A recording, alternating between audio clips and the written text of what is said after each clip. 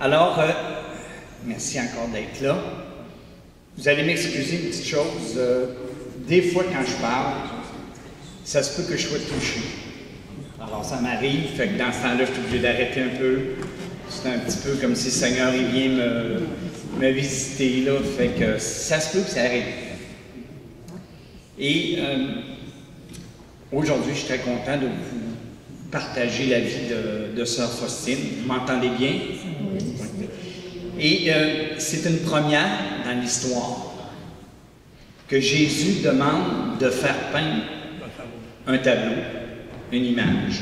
T'sais, il y a eu Marguerite Marie à qui le Sacré-Cœur lui était apparu en 256 ans avant cette apparition-là et qui avait fait connaître le Sacré-Cœur. Mais figurez-vous que le culte du Sacré-Cœur, il a été officialisé juste 200 ans après. Ça ne veut pas dire que les gens ne priaient pas, mais des fois l'Église est un petit peu en retard pour approuver des choses. Alors ça a pris 200 ans. Fait que Sœur Faustine, ça a été un petit peu plus court avec le culte de la miséricorde. Et qu'est-ce qui fait que j'ai le goût justement de la faire connaître, elle, et de faire connaître son message? C'est parce que c'est pas juste sa vie, mais c'est aussi le culte de la miséricorde qui correspond en 4 choses: le tableau, la fête de la miséricorde, le chapelet et l'heure de la miséricorde. C'est les 4 items qui ont été comme officialisés pour établir le culte de la miséricorde. Après ça, bien, il y a la neuvaine qu'on peut faire, le haut, sang et eau, puis les litanies, et même le chapelet qui vient. Alors, mais comme les 4 thèmes de culte sont ceux que je viens de vous nommer. Je ne sais pas si vous vous souvenez, dimanche, dans Habakkuk, dans la prière, dans la première lecture qu'il y avait une parole qui disait, ça m'a frappé: tu vas mettre par écrit une vision clairement sur des tablettes pour qu'on puisse la lire couramment. Car c'est encore une vision pour le temps fixé. Elle tendra vers son accomplissement et ne décevra pas. Si elle paraît tarder, attends-la, elle viendra certainement sans retard. Oui. Alors, ça m'a fait penser à Sœur Faustine, hein, parce qu'à un moment donné, il écrivait: lorsque j'ai pris la plume, j'ai adressé une courte prière au Saint-Esprit et j'ai dit: Jésus, bénis cette plume afin que tout ce que tu m'ordonnes d'écrire serve à la gloire de Dieu. J'entendis alors une voix: oui, je la bénis, parce que sur cet écrit est apposé le sceau de l'obéissance à ta supérieure et à ton confesseur. Et cela même contribue à ma gloire. Bien des âmes en tireront profit. Ma fille, j'exige que tu consacres chaque moment libre à écrire sur ma bonté et sur ma miséricorde. C'est là ton office, ton devoir en cette vie, de faire connaître aux âmes la grande miséricorde que j'ai envers elles et à les exhorter à la confiance en l'abîme de ma miséricorde. À un autre moment donné, il lui dit: tu es la secrétaire de ma miséricorde. C'est un beau métier, ce secrétaire. J'ai été choisi pour cette fonction dans cette vie et dans la vie future. Ça veut dire qu'actuellement, Sœur Faustine, elle travaille encore à faire connaître la miséricorde. Elle est encore là. Alors, ça va être pour ça qu'à m'a donné le goût, il y a quelques années, peut-être il y a 15 ans, de lire sa vie. Pas lire sa vie, lire le petit journal. Et ça m'a resté, puis c'était un livre qui m'avait été prêté. Fait que je l'avais plus avec moi. Mais au bout de 10-15 ans, je le revoyais, ses tablettes, il était cher, il se vendait 70 pièces. Je me disais, mais c'est cher pour un livre religieux. T'sais. Mais à un moment donné, je l'ai vu, il était rendu à 50 pièces, je l'ai acheté. Puis suite à ça, ben, il y a eu l'année de la miséricorde qui a été proclamée. Puis une personne ici qui a dit, il faudrait faire de quoi. Elle a parlé à Ginette, et finalement, on a fait la fête de la miséricorde. Fait que ça m'a remis dans ces écrits-là. Et figurez-vous que la semaine passée, seulement j'ai acheté cette brique-là. Ça, c'est vraiment une bonne biographie d'elle.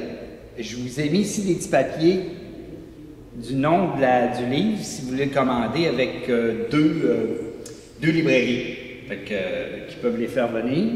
Et heureusement, il en restait une. Fait que j'ai envoyé moi là le plus vite possible. Et je suis passé au travers, et il y a tellement de matériel qu'aujourd'hui, je vais vous donner un bout, puis ça se peut qu'on se revoie pour une suite, parce que je ne pourrais pas passer au travers tout le matériel. Je veux vous faire goûter différents aspects de sa vie, pour botcher ça tout d'un coup. Là, alors, c'est son devoir dans cette vie, Sœur Faustine, de faire connaître la miséricorde. Puis, à un moment donné, je vous cite quelque chose qui est arrivé un peu avant de rencontrer son directeur spirituel qui l'a aidé beaucoup. Okay? Elle était beaucoup dans le doute et il lui a dit « Tu vas l'écouter parce que c'est moi qui vais parler à travers lui. » C'était lors d'une retraite. Et il lui dit « Vous vous méfiez, ma sœur, du Seigneur Jésus parce qu'il est bienveillant envers vous. Alors soyez donc complètement tranquille. Jésus est votre maître. Et vos rapports avec Jésus ne sont ni hystérie, ni rêverie, ni illusion. » Parce qu'elle se faisait souvent accuser de ça dans sa communauté.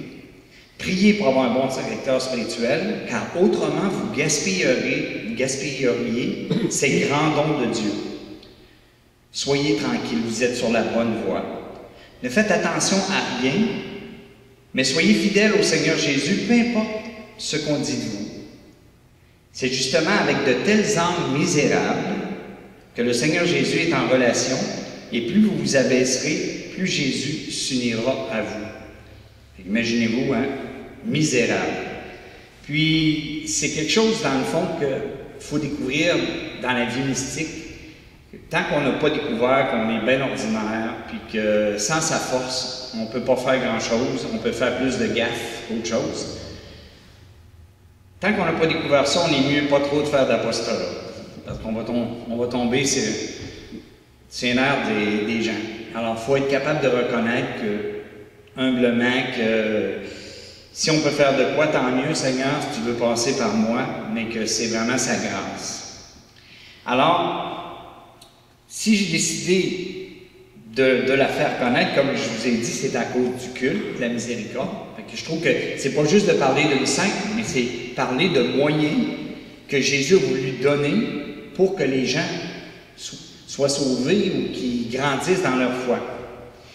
Alors, je le fais aussi pour peut-être une personne d'entre vous qui est rendue une grande mystique, qui a une belle relation avec le Seigneur. Peut-être qu'il y en a 2, 3, peut-être que vous êtes 10, qui est très, très proche, puis ça va vous encourager tout simplement à dire « Ah, je me reconnais là-dedans. » Je le fais aussi pour les personnes qui aiment assez Jésus.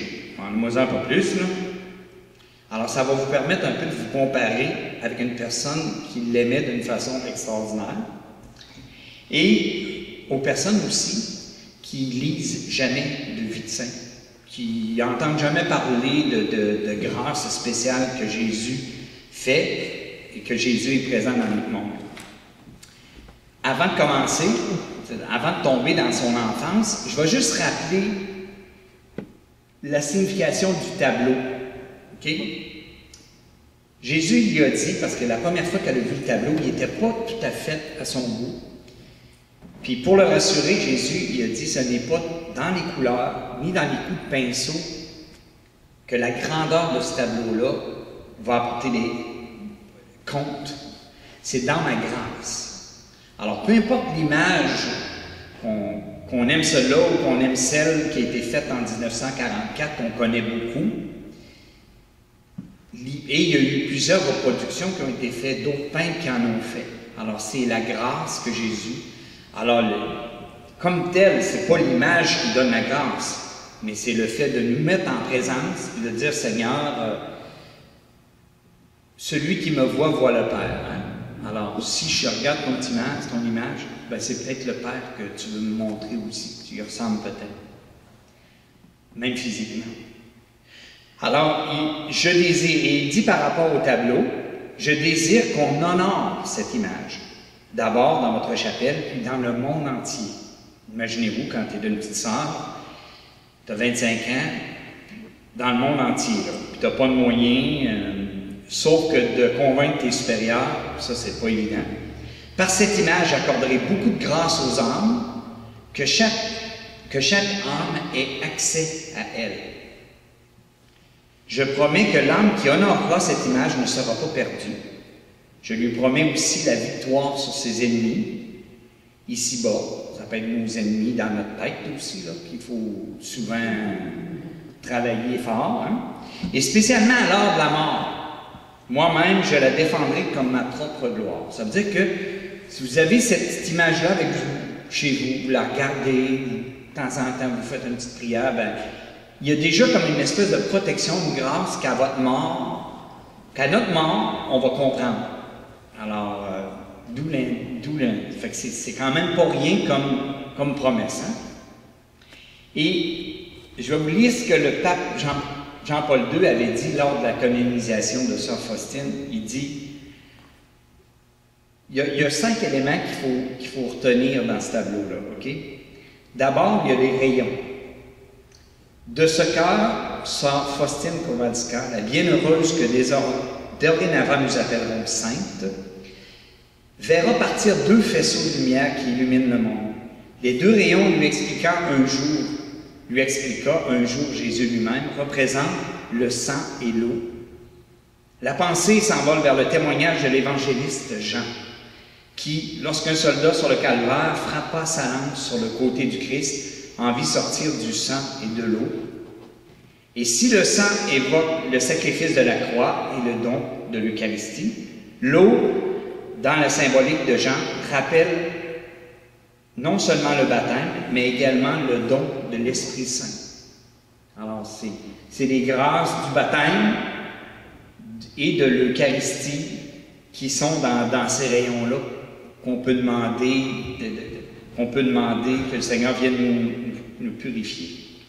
Ensuite, il y a la main droite qui bénit. Dans le Cénacle, Jésus montra ses mains et son côté, c'est-à-dire qu'il montre les blessures de sa passion, en particulier la blessure du cœur, source d'où jaillit la grande vague de miséricorde qui se déverse sur l'humanité. Mais il a dit aussi, il a confié aux apôtres, il a dit « Paix à vous, comme le Père m'a envoyé, moi aussi je vous envoie, recevez l'Esprit Saint, ceux à qui vous remettrez les péchés, ils leur seront remis, ceux à qui vous les retiendrez, ils leur seront retenus. » Ça veut dire que la main droite symbolise la paix, mais aussi le sacrement du pardon que Jésus a institué dans le Cénacle. Aussi, il y a le regard. Vous voyez, le regard, il est plutôt vers le bas. Mon regard sur cette image, Jésus dit, est le même que celui que j'avais sur la croix. Alors, c'est pour ça qu'il ne nous regarde pas. Ça, c'est le poster de la vision originale. Alors, c'est comme si quand on se met ici, on le verrait en croix, on le verrait qu'il nous regarde plutôt penché. Alors, c'est pour ça que le directeur spirituel de Sœur Faustine, quand il avait vu le tableau qui avait été fait en 1944 par Adolphe Aiwa, où Jésus nous regarde, il est un petit peu déçu parce qu'il disait que ce n'est pas la consigne que Jésus avait donnée à Sœur Faustine. Et figurez-vous que son directeur spirituel avait même servi de modèle. Parce que le peintre, ça, il prenait un modèle, alors il a servi, et ceux qui connaissaient l'abbé Sopocko, quand ils voyaient célébrer la messe, ils reconnaissaient le poster un peu c'est un apôtre qui a travaillé beaucoup à faire connaître la miséricorde. Alors, ça ne veut pas dire que l'image qui nous regarde dans les yeux n'est pas bonne. Elle est excellente. Elle est moins fidèle à l'original, mais Jésus, il a dit, c'est pas dans la beauté des traits, c'est dans la grâce qu'il y a. Alors, il y en a qui sont plus touchés par un poster que d'autres. L'important, c'est d'accueillir ce que Jésus a à nous donner, avec peu importe l'image. Quatrième affaire que je ne savais pas, mais que j'ai appris, Jésus, il marche. Alors, tu sais, il y a un pas en avant de l'autre, pour symboliser qu'il vient vers nous. Alors, il nous fait penser à faire des actes de miséricorde, d'aller vers nos frères. Il vient vers nous, et il veut qu'on fasse la même chose. Et la cinquième affaire, qui est très importante, c'est l'inscription, que là, vous voyez mal, là, mais Jésus, j'ai confiance en toi. Ça, c'est vraiment le message sur lequel Jésus a axé dans la vie de Sœur Faustine et la simplicité. C'est les deux affaires, la confiance et la simplicité. Alors il dit, je donne aux hommes un vase avec lequel ils doivent venir puiser la grâce à la source de la miséricorde. Ce vase, c'est cette image avec l'inscription « Jésus, j'ai confiance en toi ». Et comme un vase, ben, si le vase est plein, il ne pourra pas nous donner grand-chose. Mais si notre vase est vide, qui est prêt à accueillir, il va nous donner plus de grâce. Alors, il dit, je désire que les âmes se distinguent par une confiance illimitée. Les grâces de ma miséricorde se puisent à l'aide d'un unique moyen, c'est la confiance. Plus sa confiance est grande, plus l'âme reçoit. Les âmes d'une confiance sans borne me sont une grande joie, car je verse en elles le trésor entier de mes grâces. Je me réjouis qu'elles demandent beaucoup. Imaginez-vous, il se réjouit qu'elles demandent beaucoup, car mon désir est de donner beaucoup et de donner abondamment. Par contre, je m'attriste si les âmes demandent peu, si elles resserrent leur cœur et sont dans la méfiance. C'est arrivé que Sœur Faustine a rencontré des sœurs, même à la veille de prononcer leurs vœux. Là. Il y a une sœur qui est allée la voir, puis elle lui dit « J'ai pas confiance en Dieu. » Fait qu'elle dit « Vous avez bien fait de me le dire. » Fait que là, il a parlé de la miséricorde, tout ça. Puis là, la sœur, ben, elle a compris, elle a saisi c'était quoi, puis après ça, elle a fait ses vœux, puis elle s'est sentie mieux. Alors, important. Alors là, je commence un petit peu sa biographie. Je dirais d'abord que c'était une belle jeune, une belle enfant. Imaginez-vous une petite fille de 6-7 ans là, qui joue dans les prés, puis qui est obéissante, puis qui aime faire plaisir à ses parents. Ça, c'était Sœur Faustine. On voit qu'elle avait quand même des beaux yeux. Fait que ça, c'est un poster, par exemple. Ça vient d'une photo qui date elle avait à peu près 30 ans. Elle est morte à 33 ans. Alors, c'est un peu l'image qu'elle avait. Et, alors, c'est une belle petite fille. Elle a été baptisée une couple de jours après. Elle était la troisième d'une famille de 10 enfants. Et c'était une maison avec 2 pièces. Fait que vous imaginez-vous, il y en a peut-être, je ne sais pas s'il y en a qui ont connu ça, vos parents ont connu ça, mais il y avait 4-5 enfants dans le même lit, puis en tout cas, 10 enfants. Fait qu'elle faisait des travaux de la ferme, dans le fond.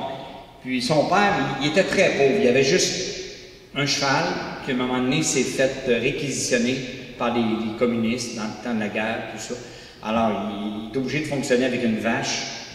Alors, pour ensemencer tout ça, puis relever la terre, fait que il était très pauvre.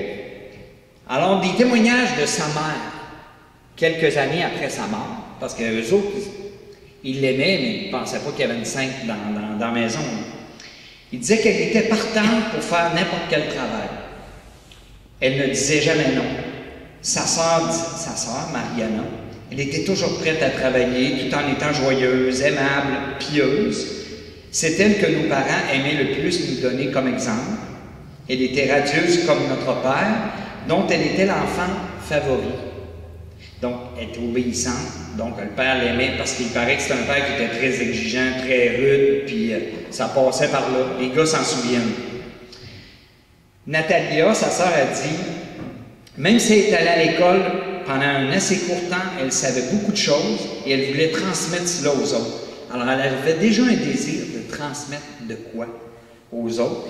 Et quand elle a appris à lire avec son père, elle était toute jeune parce qu'elle était allée à l'école à 12 ans. Ça fait que vers peut-être 5-6 ans, elle a commencé un peu à regarder peut-être des livres. Et elle s'est intéressée rapidement à des vies de saints. Il devait y avoir des petits livres pour enfants, tout ça. Puis elle a appris à lire. Ce qui fait que quand elle est arrivée à l'école à 12 ans, elle savait déjà lire. Puis elle était déjà bonne pour raconter des histoires. Et alors, elle s'occupait d'un petit hôtel dans la maison. Il y avait une petite statue du Sacré-Cœur, puis de Marie, puis une croix. Alors, c'était elle qui s'occupait. Puis comme ça priait, ça disait le chapelet, tout ça. Ses parents étaient des personnes d'une foi ordinaire. Mais le père, il se réveillait le matin, bonne heure, puis il chantait des cantiques à la Sainte Vierge. Ça réveillait tout le monde, ça ne devait pas être le fun. Là. Mais il avait quand même, il aimait la Sainte Vierge, puis dans le fond, il en parlait. Ce qui fait qu'elle, elle s'est mise à aimer ça. Et à 7 ans est arrivée sa première grâce intime avec le Seigneur. Elle était dans l'église, puis il y avait le Saint-Sacrement qui est exposé. Puis là, elle dit, Jésus est exposé. Pour la première fois, alors, l'amour de Dieu se communiqua à moi et emplit mon petit cœur. Et le Seigneur me donna la compréhension des choses divines. Imaginez-vous, là, 7 ans. Moi, à 7 ans, je me souviens, première communion, j'ai eu la compréhension que ma petite voisine était très belle. Alors moi, c'est ça qui m'attirait. C'était pas du tout Jésus en avant. Elle, c'était Jésus déjà. OK? Et depuis ce jour, jusqu'à aujourd'hui, mon amour pour Dieu s'est accru jusqu'à une plus étroite intimité. Je perçus l'appel définitif du Seigneur dans mon âme et un appel à une vie plus parfaite. Elle a eu sa première communion à 9 ans. Puis, quand elle revenait de sa communion, elle aimait ça, elle revenait tout seul. Alors, il y avait une petite amie qui disait, « Pourquoi tu reviens à l'église toujours tout seul? » Elle dit, « Je marche avec le Seigneur. » Puis là, elle dit, écoute, elle dit, « T'es-tu heureuse? Parce que moi, là, je ressens quelque chose dans mon cœur quand je vais communier, parce que j'ai Dieu dans mon cœur. » Elle disait ça à sa petite amie. Probablement que la petite amie, elle ne sentait pas la même affaire, mais elle, il y avait déjà comme quelque chose qui se passait. Elle aurait voulu aller à la messe, elle aurait voulu aller à l'église à tous les jours. Mais c'est un peu impossible, OK? Elle ne pouvait pas aller à la messe à tous les dimanches, parce qu'à cette époque-là, il fallait être habillé propre, tout ça. Et il y avait une robe propre pour les 3 filles, les 3 plus vieilles. Alors, un dimanche, c'était une, un autre dimanche, c'était l'autre. Mais elle, qu'est-ce qu'elle faisait pendant ce temps-là? Elle se mettait à l'écart, soit dans la maison ou au jardin, pour lire la messe. Fait qu'elle avait un petit missel, elle lisait sa messe. Puis là, sa mère, elle était déçue, parce qu'elle avait aimé ça avoir de l'aide d'elle. Fait qu'elle disait, « Maman, fâche-toi pas, parce que Jésus, il serait encore plus fâché si je ne l'avais pas fait. » Puis imaginez-vous qu'à cet âge-là, elle a expliqué toutes les parties de la messe à sa petite sœur. Puis si vous voyez l'explication qu'elle donnait, là, c'est comme si elle comprenait ça comme le Padre Pio. Elle disait, là, le prêtre fait ci, puis ça représente l'agonie. Là, quand il s'en va, ça représente autre chose. Elle avait déjà comme une conscience de ça, d'éveiller. Puis, quand elle avait à peu près 13 ans, elle faisait beaucoup de rêves. Elle voyait la Sainte Vierge marcher dans les champs, puis tout ça, tu sais. Puis souvent, elle était réveillée la nuit par une grande clarté. Fait que là, elle faisait un rêve, elle voyait ça. Puis là, ce qu'elle faisait, c'est qu'elle s'assisait dans son lit, probablement avec ses frères et ses sœurs, elle restait assise et elle priait. Puis là, sa mère, elle s'en rendait compte, elle disait, « Où tu vois ça, petite sœur? Tu as des hallucinations, puis après ça, tu causes. Tu te lèves tout le temps au lieu de dormir. Tu vas devenir folle. Dors! » Alors ça, c'était la compréhension mystique de sa mère, qui était probablement pas tellement à l'écoute de ce qu'elle vivait intérieurement. Puis là, elle disait, « Non, maman, je pense que c'est un ange qui me réveille comme ça, pour que je dorme pas, mais que je prie. » Fait que déjà là, à 13 ans, là, elle se rendait compte qu'elle était obligée de garder des choses pour elle seule, qu'elle n'était pas comprise totalement, mais qu'elle vivait une intimité avec le Seigneur. Puis elle disait, sa sœur, elle disait ça, elle nous disait souvent qu'elle irait chez les pèlerins, qu'elle partirait de la maison et elle irait chez les pèlerins. Alors probablement qu'à un moment donné, elle avait entendu une histoire que les pèlerins, ça devait correspondre à des gens en communauté, tout ça, puis qu'un jour, elle se retrouverait à faire ça de toute sa vie. Et là, vers l'âge de 16 ans, comme il n'y a pas d'argent, il manque d'argent à la maison, elle finalement se trouve à aller travailler dans une petite ville. Elle restait dans un rang. Okay? C'est quasiment encore ça là-bas. La maison est demeurée et été transformée comme un lieu pour visiter, là, pour ceux qui font du tourisme religieux. Et elle restait dans un rang. Alors, elle s'en va vivre dans une ville de 8000 habitants qui s'appelait Alexandrov. où il y avait la moitié de Polonais, il y avait des Juifs, la moitié, puis il y avait des Allemands. Alors, c'était un peu comme un premier connaissance du monde at large, si on peut dire. Hein? Et elle a fait sa confirmation dans cette période-là. Et ce qu'on a dit, c'est que c'était une domestique qui était bonne, aimable, elle était pratiquante.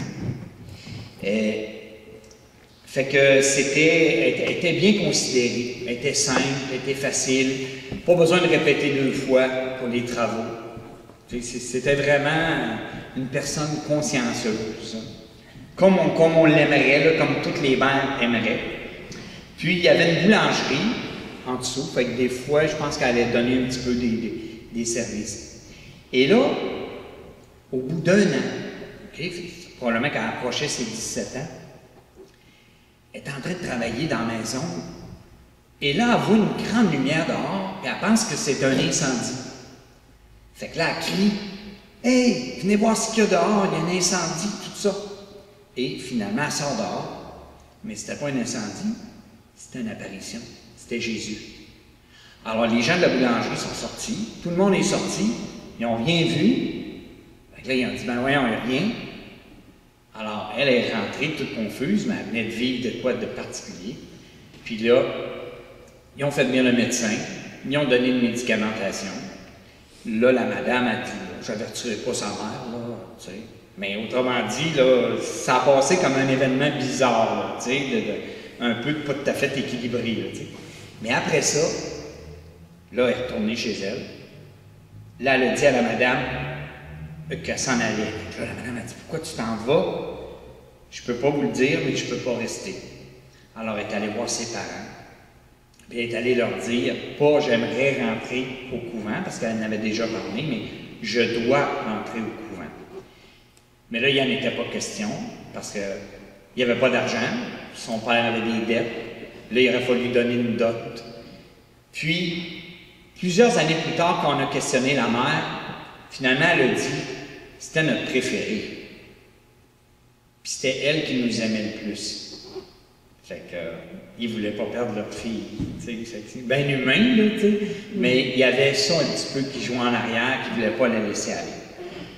Alors, elle, quand elle a vu ça, le refus des parents, c'était le refus de la volonté de Dieu. Hein. Fait qu'elle retournait aller travailler dans une ville plus grosse, à Lot, 500 000 habitants. Alors là, c'était comme elle s'en allait à Québec, si on peut dire. Là, tu sais, là. Puis elle va habiter chez des tertiaires franciscaines. OK? Elle va travailler pour des tertiaires et elle va habiter chez son oncle. Mais là, elle a déjà une condition quand même. Elle dit, je viens travailler, mais j'aimerais ça pouvoir aller à la messe à tous les jours. J'aimerais ça pouvoir me confesser avec votre prêtre. J'aimerais ça visiter les malades, puis m'occuper des mourants. Puis quand on sait comment est-ce qu'elle a eu quand elle a eu la prière du chapelet pour dire aux mourants, on fait le lien comment est-ce que ça se préparait déjà, qu'elle avait une sensibilité. Et il y a une belle chose qu'on raconte, qu'il y avait un homme qui était pauvre, qui restait dans l'endroit où elle restait, il y avait peut-être des logements, puis elle s'en occupait, elle lavait, tout ça. Puis il a parlé de Dieu, puis elle dit, bon, mais confessez-vous. Fait que finalement, elle fait venir le prêtre, il est mort le lendemain. Fait que, déjà là, tu sais, elle avait de quoi, qui avait de la charité, là, tu sais. Et il paraît qu'elle c'était pas nécessairement la plus belle des filles, elle était grande, avait les yeux gris verts comme moi, c'est le fun. Et, mais elle avait une grande tresse, elle était pleine d'énergie, elle était souriante. Fait que ça, c'était quelque chose qui la caractérisait aussi, son sourire. Aimable, charmante, serviable, généreuse, on pouvait lui faire totalement confiance. C'est ça que la madame pour qui elle a travaillé, elle disait, parce qu'elle a travaillé chez les tertiaires, puis après ça, elle a fait 1 an à peu près chez une autre dame. Okay? Elle a fait 2 emplois. Dans cette période de 2 ans-là, elle disait qu'elle travaillait mieux que moi. Elle était perspicace, rapide. Puis elle dit, des fois, je voulais faire de quoi? Puis elle dit, finalement, c'était déjà fait. Fait que, tu sais, elle était éveillée. Là. Même si elle avait étudié elle a étudié 3 ans seulement. Fait que quand elle écrit son journal, là, elle a appris à lire. Elle avait même gagné un petit prix à l'école, un prix de lecture. Fait que, dans le fond, elle avait un certain talent, sauf qu'elle n'avait pas une écriture parfaite. Fait que dans son journal, son petit journal, il paraît que c'est plein de fautes.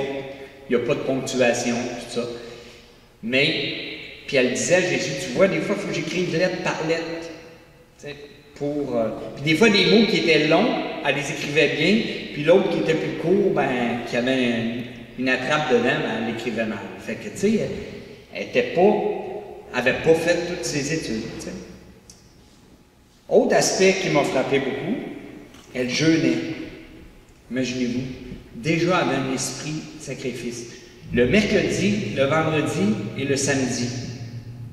Fait qu'elle jeûnait peut-être, je ne sais pas c'était quoi son jeûne, peut-être qu'elle mangeait, je pense qu'elle ne mangeait pas de viande. Fait qu'elle devait se nourrir un peu, mais déjà là, elle avait un petit esprit de sacrifice en dedans d'elle. Puis là, elle écrivait à ses parents, je veux devenir religieuse, tout ça. Elle avait un refus. Fait que là, elle en parlait à son oncle. L'oncle en parlait aux parents. Donc, pourquoi vous ne voulez pas qu'elle devienne religieuse, tout ça? Fait que là, la mère, elle disait, entrez au couvent, je vais lui faire sortir ça de la tête. Fait que, tu sais, c'était vraiment radical. Fait que comme elle ne pouvait pas s'opposer aux parents, elle a à peu près 19 ans, après ce refus, elle dit, je me suis adonnée aux vanités de la vie.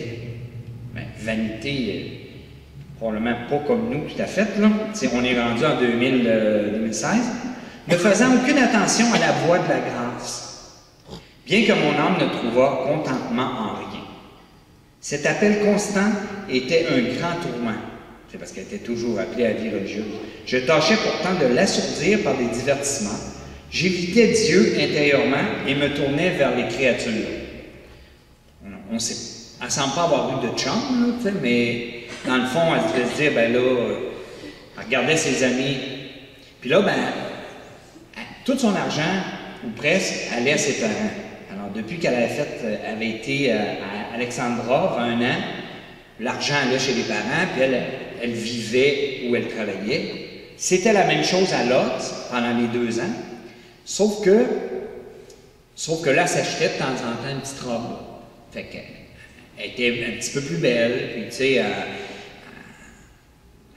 voyait un petit peu les autres. Fait que finalement, elle avait des goûts, elle aussi. Là, et, fait que c'était ça. Puis une bonne journée, sa sœur, elle décide de l'inviter au parc de Venise. Okay? Ça, c'était une espèce d'endroit, on pourrait dire comme à Victo, où il y a des spectacles, là, mais il y avait dehors, comment ça s'appelle la place où le parc? Terre des Jeunes, c'est ça. Alors, mais il y avait probablement des cantines, il y avait une place pour danser, puis il y avait un petit ruisseau. C'était un endroit que les gens aimaient aller, puis on organisait des activités. En une bonne journée, il y avait quoi d'organiser, il y avait peut-être un orchestre, tout ça. Fait que là, finalement, sa sœur lui paye l'entrée. Elle ne voulait pas y aller, mais sa sœur lui paye l'entrée. Fait que là, elle arrive là, bon, tout ça. Bonne journée. Merci d'avoir été là. Bye-bye. Et ça fait que là, il y a un gars qui vient pour l'inviter à danser. Fait que, elle accepte, mais elle n'était pas à l'aise parce qu'elle dit, je ne sais pas danser. Mais lui, il dit, je vais te le montrer, tout ça. Il commence à danser, et puis là, elle voit Jésus vraiment comme s'il était flagellé. Tout ensanglanté, dévêtu. Puis là, il lui dit, « Jusqu'à quand vais-je te supporter et jusqu'à quand vas-tu me décevoir? » Imaginez-vous. Fait que là, elle dit, « La charmante musique cessa pour moi. Les gens avec lesquels je me trouvais disparurent à mes yeux. Il ne restait plus que Jésus et moi. » Fait que le gars, il a pris une débarque. Imaginez-vous, là, tu sais, là. elle voit ça. Fait que là, elle dit, ben, excusez-moi, là, je me sens mal, j'ai mal de tête, tout ça, là. Fait qu'elle dit, je vais y aller, tu sais. Puis c'était peut-être le soir, parce qu'elle est allée à l'église, puis elle dit qu'il commençait un petit peu à faire son, tu sais. Puis là, elle priait, elle s'est mise à genoux, les bras en croix. Seigneur, qu'est-ce que tu veux que je fasse, tout ça? Elle entend une voix bien clairement. Pars tout de suite pour Varsovie, là, tu entreras au couvent. Fait qu'imaginez-vous, pour elle, là, partir, c'était comme désobéir aux parents, même si elle ne vivait plus avec ses parents. Tu sais, là, c'est comme, ça fait 3 ans qu'elle vit plus chez ses parents, mais qu'elle donne presque tout son argent. Puis là, partir sans leur autorisation, bien là, Jésus, il venait de dire ça. Alors, on ne sait pas si ça a pris, ça a été le lendemain ou quelques jours. Là, elle explique ça à son oncle, à sa tante. Là, ses parents ont dit, hey, tes parents vont mourir de chagrin, tout ça. Ben, dites-leur pas tout de suite, attendez d'aller les voir, puis à un moment donné, vous leur direz, tout ça. Ces belles robes, elle les donne à sa sœur, elle avait une sœur qui restait là aussi. Puis, fait que,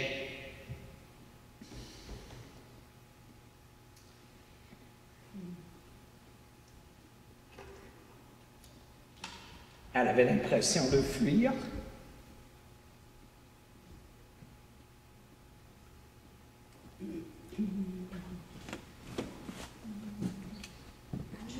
Veux-tu répéter? Elle avait l'impression de fuir. Juste la parole qu'elle vient d'entendre. La parole qu'elle a entendue, c'est « Pars tout de suite à Varsovie ». Varsovie, une grande ville d'1 million d'habitants. Là, tu rentreras au couvent. Fait que là, il dit clairement ce qu'il veut pour elle. C'est très beau. Je qu'on pourrait aller. Fait qu'elle pleurait à chaudes larmes.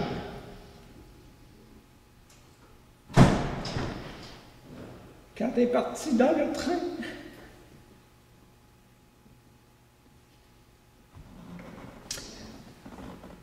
On est avec toi. Oui, oui. Ça lui fait pleurer. C'est tellement bon. C'est très beau. Très, très beau. je me mets à sa place.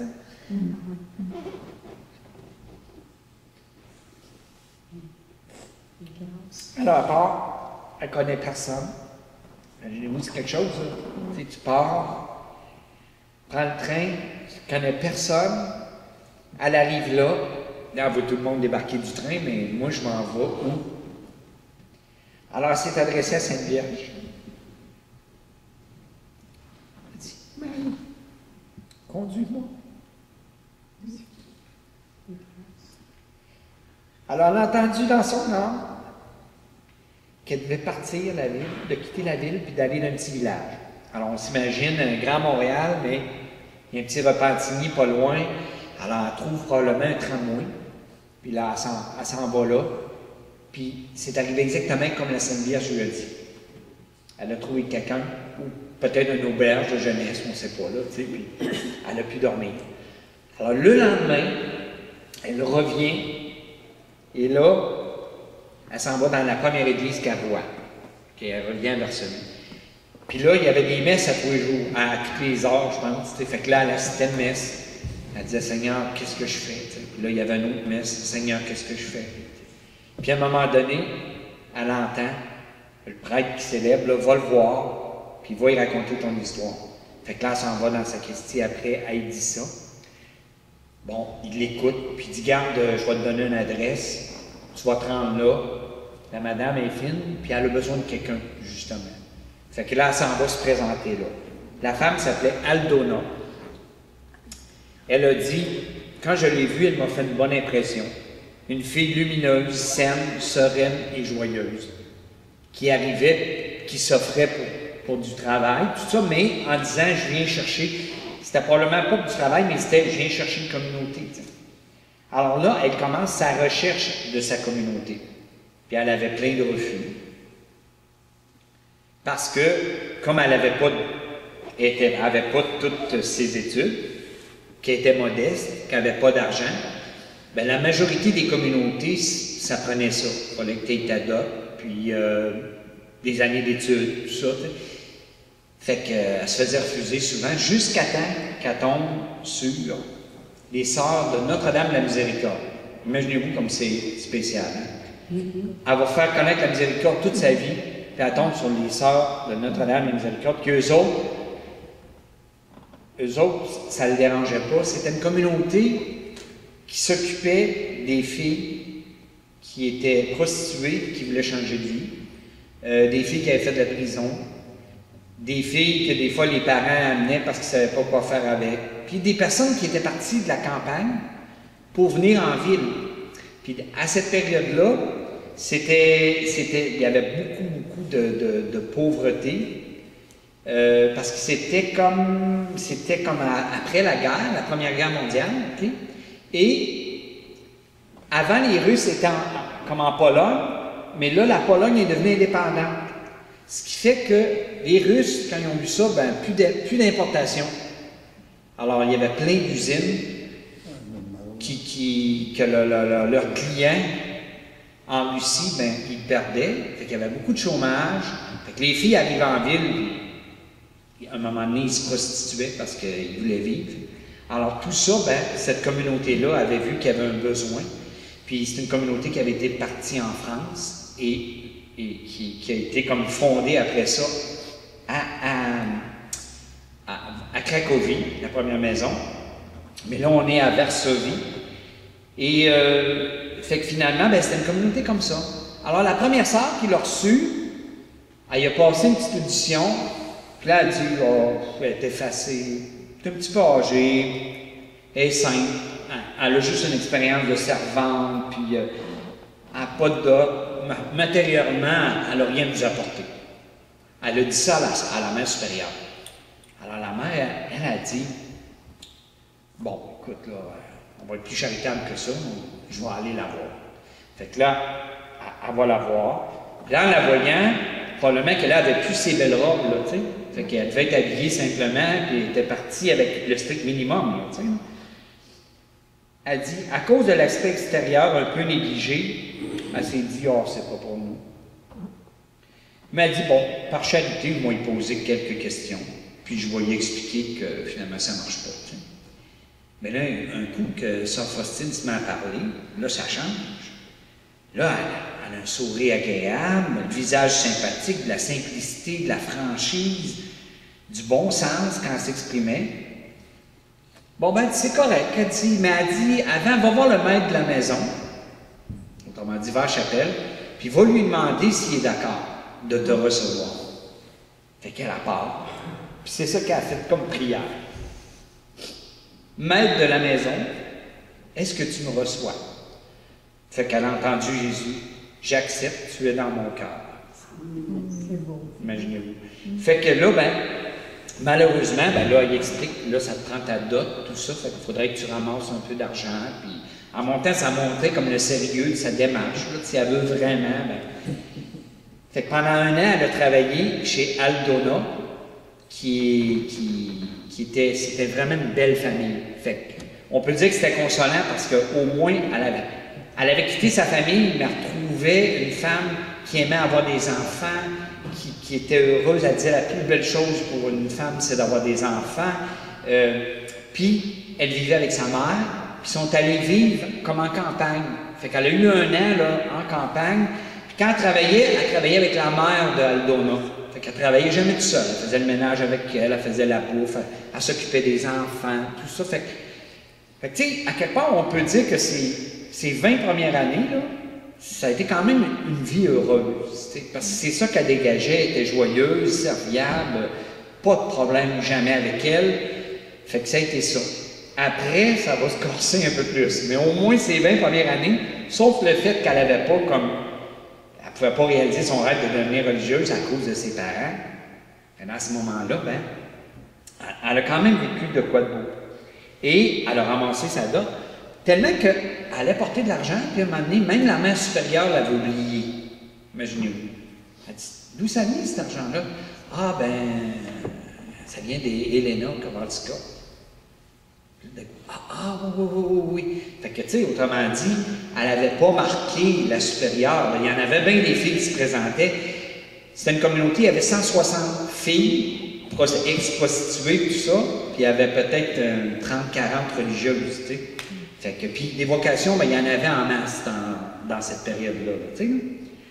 Alors, puis tu sais, à quelque part, ben, elle aimait la madame Aldona, tu sais, c'était une bonne mère de famille, tout ça. Fait que, maintenant, il disait, ben, t'aurais pas envie plutôt de te marier, tu sais, tout ça, puis, mais elle gardait son idée qu'elle voulait rentrer au couvent, puis tout ça, tu sais. Fait que finalement, ben, un moment donné, ça a été la fête Dieu.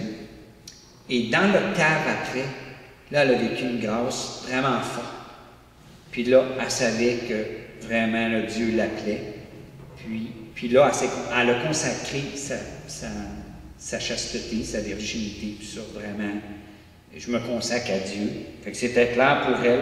Elle dit cette grâce durera un moment très court, mais la force de cette grâce est très grande. Alors, elle était convaincue de ce qui se passait dans son cœur. Je regarde là. Continuez.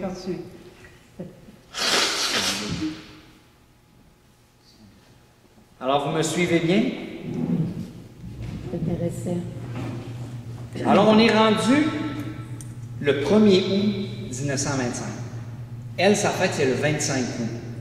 Imaginez-vous, là, elle va avoir 20 ans. Ça fait un an, bonjour, merci d'avoir été là. Ça fait un an qu'elle prépare. Vous imaginez-vous que tu dis enfin, là, ça arrive, puis tu te prépares pendant un an, puis là, tu as hâte, puis fait que quand elle est arrivée le 1er août, là, elle était en paradis. C'était le paradis. Sauf que il y avait deux sortes de sœurs. Il y avait le premier cœur et le deuxième cœur. Ça, vous avez peut-être connu ça, mais ça a parti à un moment donné, je pense après la Deuxième Guerre mondiale.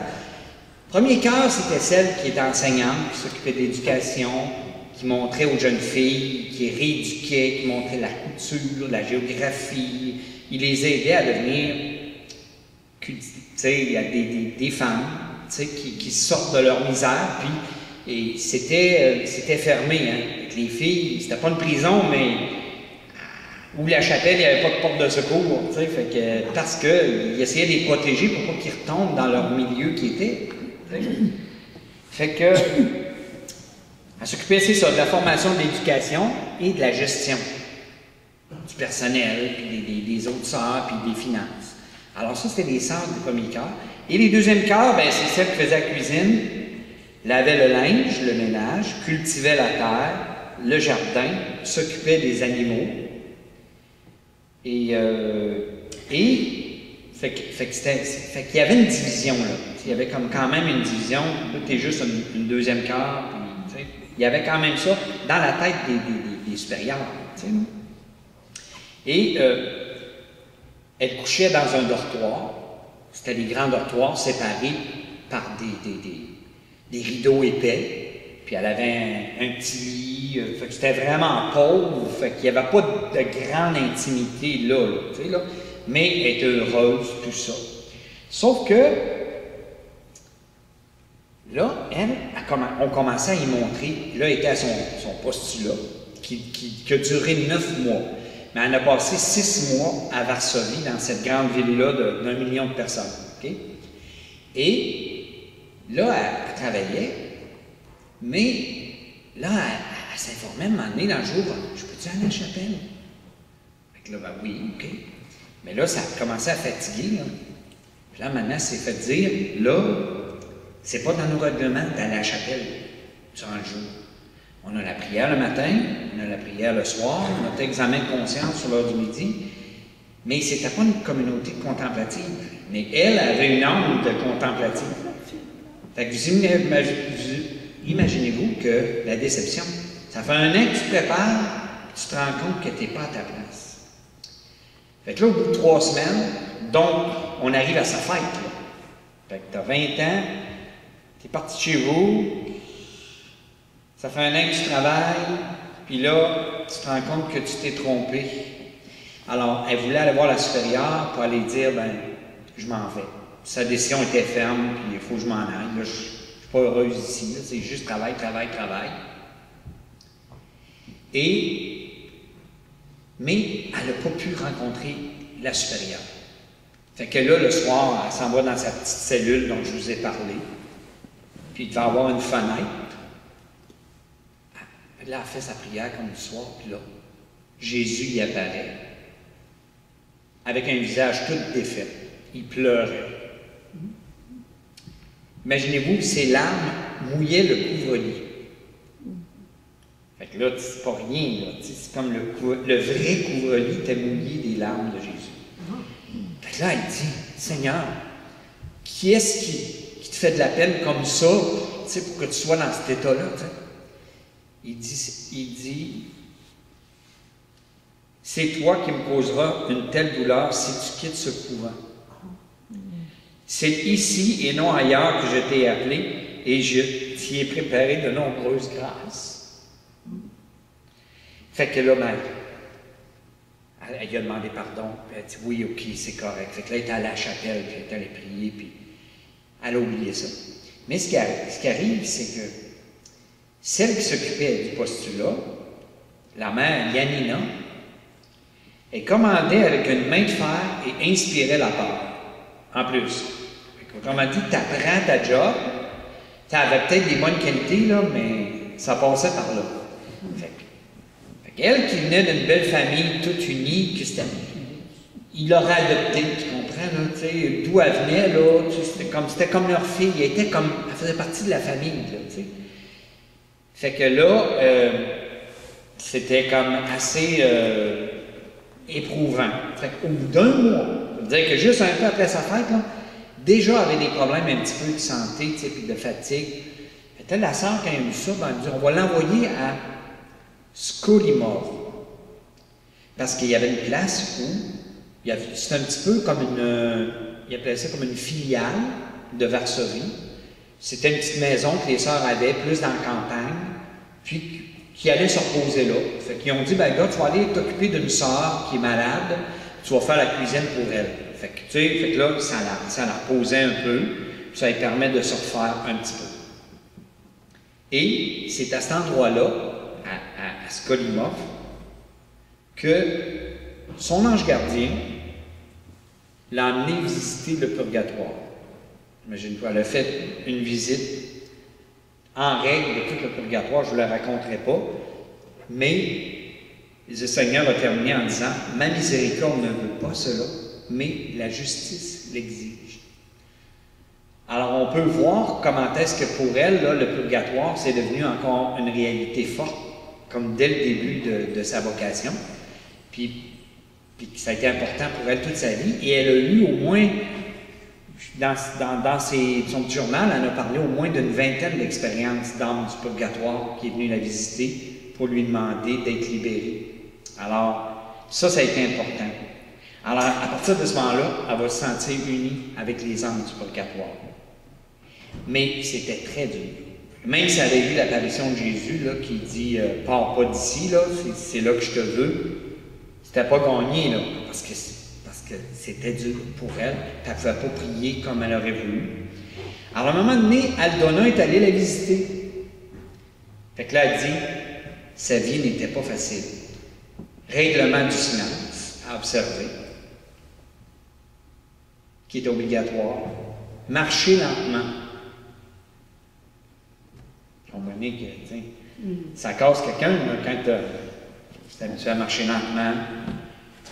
Ne pas se défendre quand on te reproche de quoi? Souvent, il était humilié en présence de tous pour quelque chose qu'il n'avait pas fait, mais avait comme pas le droit de se défendre. Bonjour, monsieur. Veux-tu t'asseoir, Roland? Non. Tu t'en vas? C'est parce que j'ai pas tout à fait fini. Tu serais peut-être bien mieux peut-être de t'asseoir. Viens t'asseoir avec nous autres. Alors, ce qu'elle dit, Aldona a dit, on brisait une fille au tempérament joyeux. Alors, c'était pas rien de se retrouver. Et quelques mois plus tard, c'est elle, sœur Faustine, avec une de ses sœurs qui sont allées en ville. OK? Et ils sont allés en ville et ils sont allés chez Aldona. Et là, c'était pas mieux. Aldona a dit, je voyais qu'elle avait beaucoup changé, qu'elle avait du mal à supporter tout ça. Fait qu'elle a dit, écoute, si tu veux revenir ici, là, reviens quand tu veux, tu as ta place, tu es chez vous. Fait que ça, Faustine, elle va dire, elle a dit, si c'est trop dur, je vais revenir. Puis là, elle dit, en plus, j'ai appris à cuisiner toutes sortes de bons petits plats. Fait que là, elle dit, ça va être le fun pour les enfants, tu sais. Fait qu'à quelque part, tu sais, c'était pas comme complètement sûr, là, tu sais. Mais là, sa jeune fille qui la connaissait, tu sais, allô, allô. Mais là, tu sais, elle était triste. Puis là, elle voit qu'elle avait pleuré avec sa mère, tu sais. Fait que, elle dit, elle trouvait ça plate, elle dit, elle nous a pas souri, tu sais, puis on était habitué de jouer avec elle, puis là, on s'attendait que le party serait pris, puis, tu sais, ben, c'était pas ça, il fallait qu'elle retourne. Fait qu'il y avait de quoi qui était vraiment la souffrance, là, tu sais, non?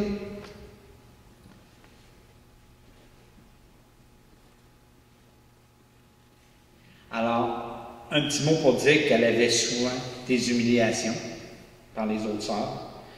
Tu sais, un peu du style, admettons que une fois, les filles avaient pris plus de temps pour manger.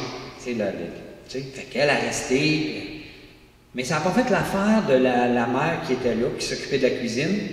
Fait que genre, elle dit, bon, ben, tu vas t'asseoir, là, sur la table, là, reste là. Fait que là, elle travaillait. Fait que là, les autres sœurs venaient, la regardaient. Non, elle est bizarre, elle, assise à la table. Fait que c'était des genres de punitions comme ça pour humilier, ridiculiser. Il y avait des affaires, franchement, qui n'étaient pas du tout chrétien. Fait que, heureusement qu'il devait y avoir des bonnes sœurs au travers, là, sinon ça n'aurait pas tenu, mais ça tombait que comme elle était bien simple, bien fine, ben déjà là, elle vivait comme une espèce de souffrance qu'elle devait offrir, mais elle pleurait. Elle trouvait ça dur. Fait que, c'était pas. Mais à un moment donné, à la 6, je pense à une messe, elle dit, pendant la bénédiction, je vis Jésus d'une grande beauté. Il me regarda avec bienveillance et dit, ma fille, n'aie pas peur des souffrances, je suis avec toi. Et vous, à un moment donné, elle avait quand même des encouragements comme ça qui disaient de continuer. Alors, voyez-vous, il est 10h30. Est-ce que j'arrête là ou si vous êtes prêts à avoir 10-15 minutes? Je peux faire une quinzaine de minutes encore, peut-être. Je ne veux pas vous en mettre trop. C'est toi qui décides. On peut revenir après la messe. Allez-vous mieux ça? Oui. Oui, OK. Ça veut dire qu'autrement dit, on s'est rendu jusqu'à temps que, dans le fond, là, elle va partir. Elle va partir après ça à Cracovie. Cracovie, c'est devenu le lieu, le centre de la miséricorde mondiale. Parce que sa tombe est là. C'est là qu'il y a eu un grand sanctuaire de construit. Puis elle va aller faire son noviciat. Mais avant ça, il faut qu'elle finisse son postulat. Fait qu'il reste 3 mois à faire. Puis elle va rentrer au noviciat qui va durer 2 ans. Ça va être beau. Fait que je repartirai de son noviciat. Ça marche? OK. Merci beaucoup. S'il y en a qui veulent les références pour le livre, vous pouvez venir chercher le petit chose. S'il y en a qui veulent connaître le site Internet, qui vont sur Internet des fois puis qui voudraient connaître, vous pouvez prendre cette photo-là. S'il y en a qui veulent un petit poster comme ça, sont en carton rigide, ils sont 8 $.